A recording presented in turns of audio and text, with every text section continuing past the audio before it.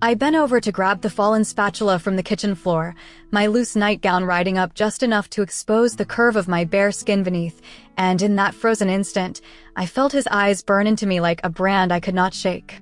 My son Mason stood there in the doorway, his mourning silhouette rigid with a hunger that twisted my stomach into knots of shame and something darker, something that whispered promises of ruin.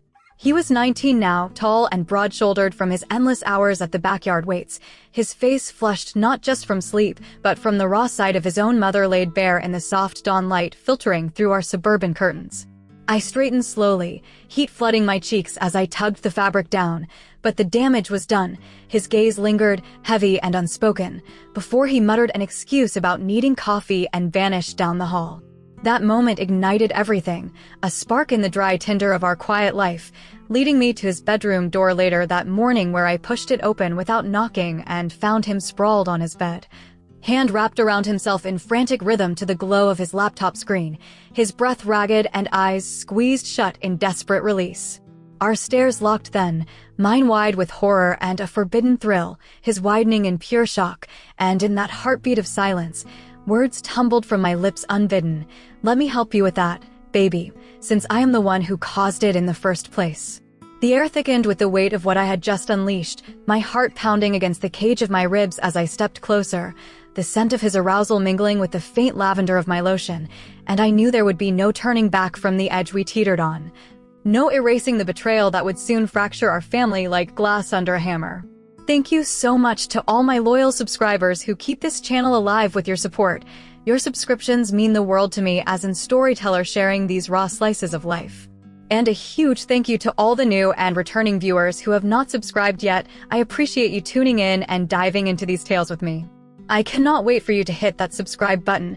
It serves as the fuel and energy that will keep powering this channel forward, bringing more shocking, heartfelt stories your way. Also, please engage right away. Drop your thoughts, reactions, and questions in the comments below. I read every one and love hearing how these stories hit you. My name is Laura Thompson, a 42-year-old woman from the heart of suburban Ohio, where the houses line up like neat soldiers on manicured lawns and everyone pretends their secrets stay buried under the azaleas. I have lived in this split-level home for 20 years now, ever since David and I said our vows in a small church with white steeple piercing the summer sky, promising forever in front of family who clapped and cheered without knowing the cracks already forming beneath our smiles. David is my husband, a steady man of 45 with salt and pepper hair and eyes that once sparkled with the fire of young love, but now hold only the dull gleam of routine, his days consumed by spreadsheets and late nights at the accounting firm downtown, leaving me to rattle around this house like a ghost in my own life. He travels often for work, vanishing into hotel rooms across the Midwest, his calls brief and laced with exhaustion, and in those absences, the silence grows thick, pressing against my skin until I ache for something real. Something that stirs the blood I thought had gone cold. Then there's Mason, our son, or so I always believed him to be, 19 years old and on the cusp of leaving for college, a young man carved from the same sturdy oak as his father, with David's jawline, but my hazel eyes that shift like leaves in the wind. Mason has always been my shadow, trailing me through the kitchen with questions about dinner or the laundry, his presence a comfort that lately feels charged, electric in ways it should never be between a mother and her boy.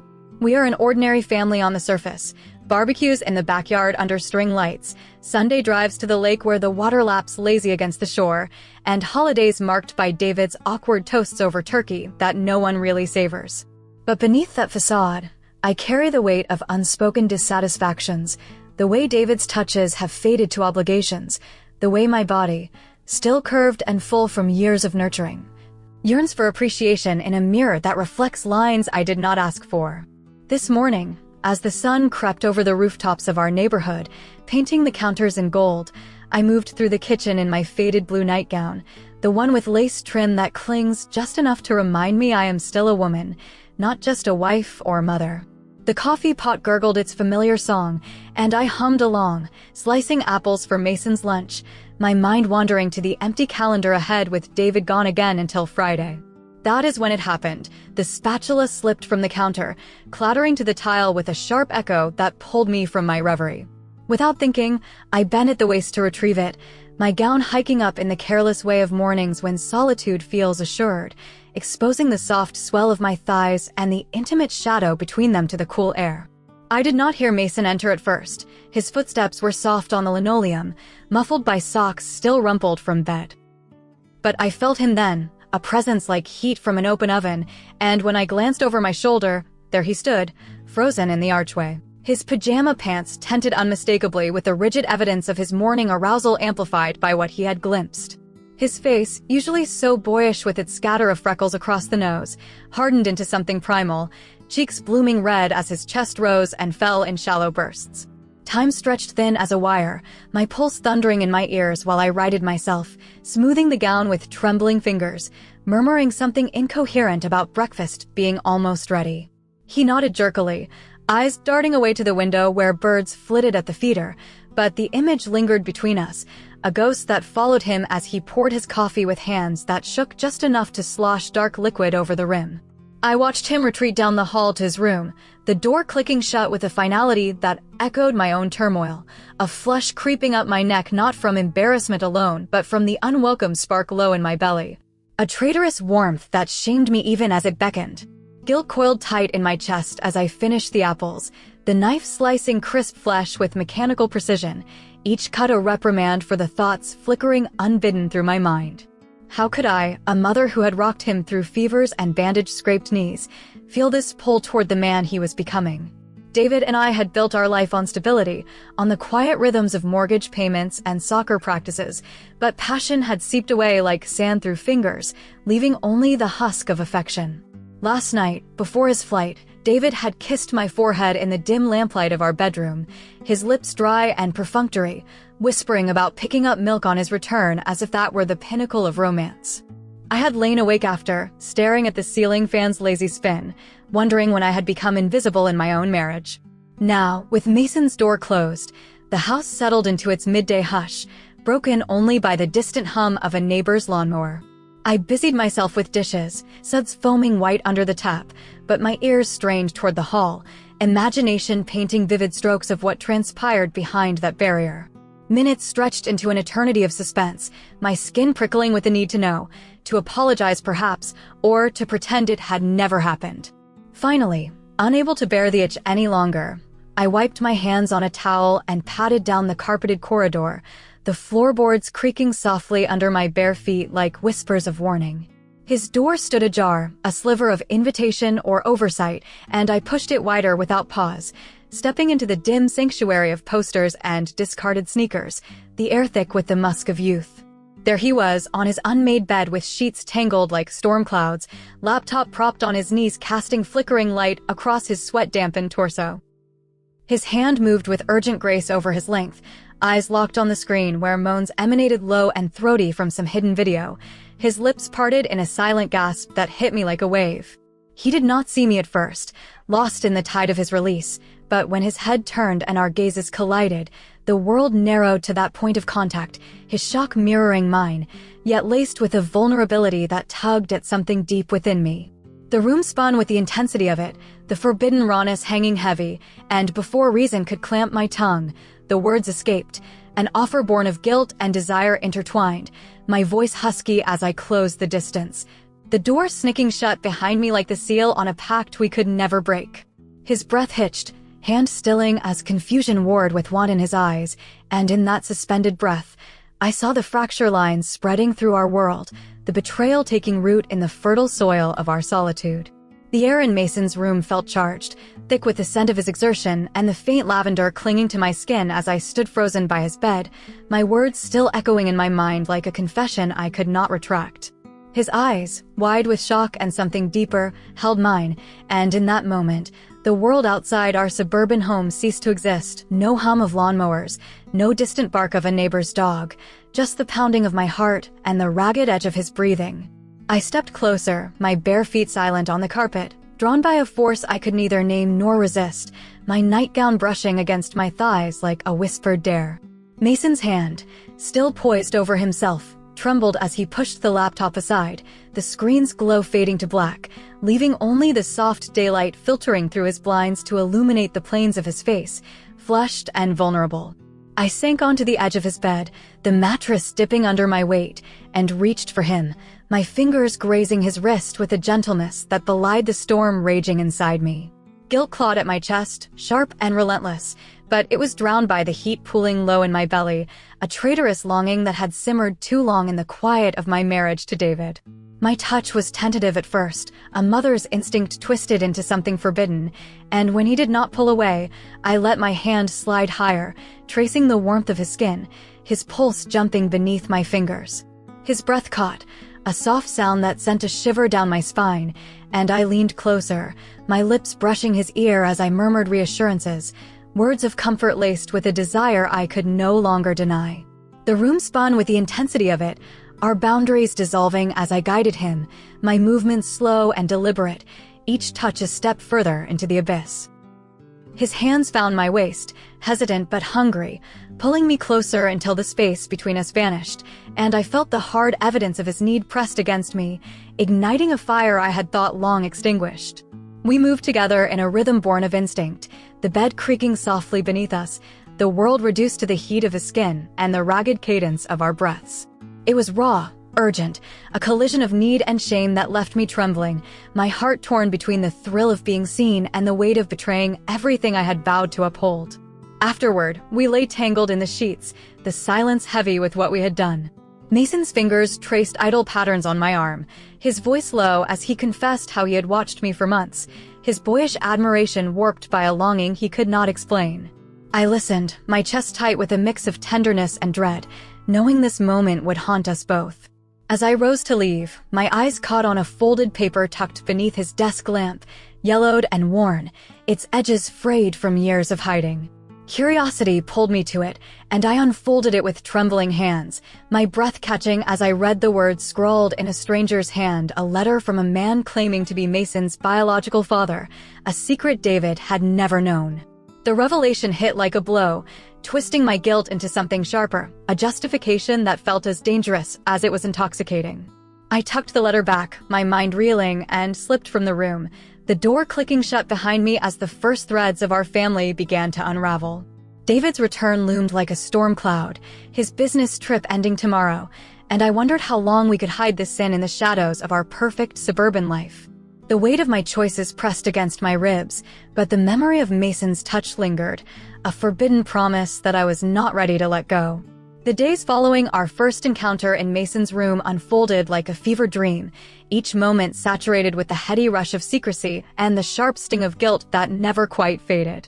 Our suburban home, once a predictable haven of routine, became a labyrinth of stolen glances and hushed touches, its familiar spaces, kitchen counters, living room sofas, even the backyard gym where Mason's weights gleamed under the afternoon sun, transformed into stages for our forbidden dance. I moved through the house with a heightened awareness, my skin prickling whenever Mason was near, his presence a magnet pulling me toward ruin. In the mornings, while David's absence stretched like a shadow across our lives, I found myself lingering in the kitchen, wearing the same loose nightgown that had sparked it all, its hem teasing my thighs as I chopped fruit or stirred oatmeal, half hoping Mason would appear in the doorway again. He did, more often than not, his eyes dark with unspoken want, his workouts in the backyard leaving his skin slick with sweat that caught the light like a promise. One afternoon, in the cramped shed we called a gym, surrounded by the scent of metal and rubber mats, our hands brushed as I handed him a towel, and the contact ignited a spark that led to a frantic, whispered collision against the wall. His breath hot against my neck as we moved in desperate rhythm, the world narrowing to the pulse of our bodies. Each encounter deepened the betrayal, carving out pieces of my heart that I had once reserved for David, yet I could not stop, addicted to the way Mason's touch made me feel alive, seen, desired in a way my marriage had long forgotten. The weight of our actions pressed heavier with each passing day, my mind a battlefield of justification and shame. The letter I had found, its words branding Mason as another man's son, became both a shield and a sword, letting me rationalize my sin as a rebellion against a life built on lies. But the illusion of control shattered one evening when I retrieved David's forgotten phone from his office drawer, its screen lighting up with a message that stopped my heart. A woman's name, Claire, followed by words that spoke of late-night meetings and promises of discretion. David's infidelity, hidden in plain sight, hit me like a betrayal of my own betrayal, a twisted mirror reflecting my own guilt back at me. Anger surged, hot and righteous, fueling a reckless need to reclaim something from the wreckage of our marriage. I sought Mason that night, finding him in his room, his body sprawled across the bed in the soft glow of a desk lamp, and we fell into each other with a fierceness that bordered on desperation. His hands mapping my curves as if memorizing me for a future neither of us could see. His whispered confessions, raw and unguarded, revealed a depth I had not anticipated. He spoke of love, not just lust, his voice breaking as he admitted he dreamed of a life where we could be more than this stolen secret. His words pierced me, turning our physical connection into an emotional entanglement that terrified me, the line between mother and lover blurring until I could no longer tell where one ended and the other began.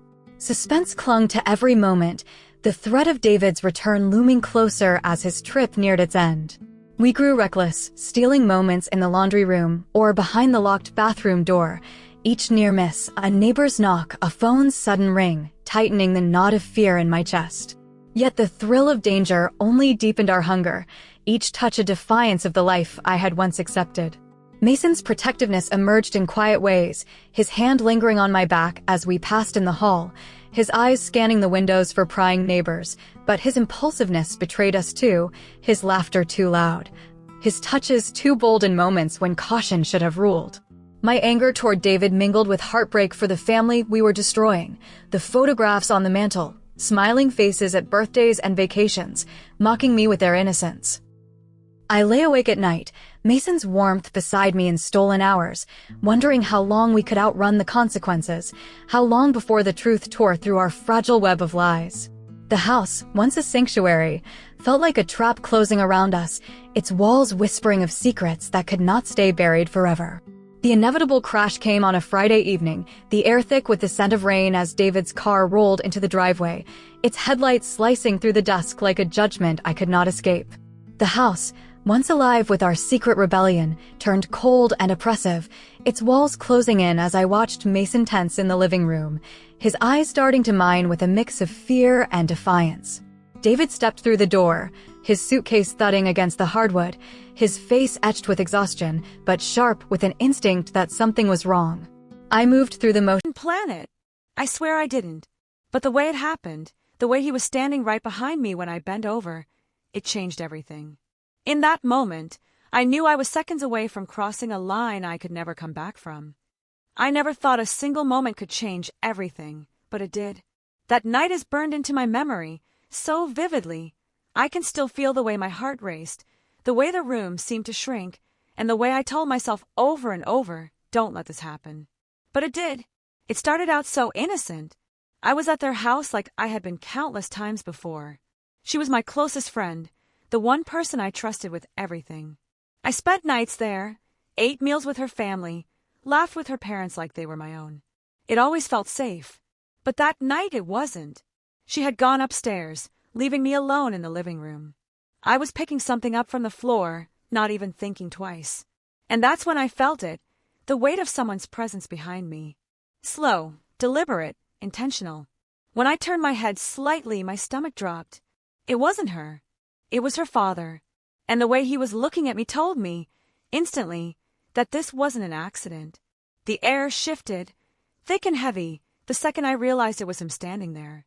My breath caught in my throat, and for a moment I froze, still bent over, wondering if maybe I was imagining it. But I wasn't. I straightened slowly, my heart pounding so loud I swore he could hear it. When I turned, his eyes didn't look away. They lingered, tracing me in a way that made my skin flush hot with both shame and something I couldn't name. He didn't apologize for startling me. He didn't pretend it was innocent. Instead, he took a step closer, closing the space between us with a quiet authority that made my knees weaken. "You should be more careful," he murmured, his voice low, almost teasing. I swallowed hard, unsure how to respond. My friend, his daughter, was just upstairs. She trusted me. I trusted him. This wasn't supposed to be happening. And yet, I didn't move. I didn't step back, didn't break the spell. His nearness wrapped around me like a rope, and even though I knew I should run, something inside me kept me rooted to the spot. That's when it hit me. This wasn't just him making a choice. It was me too.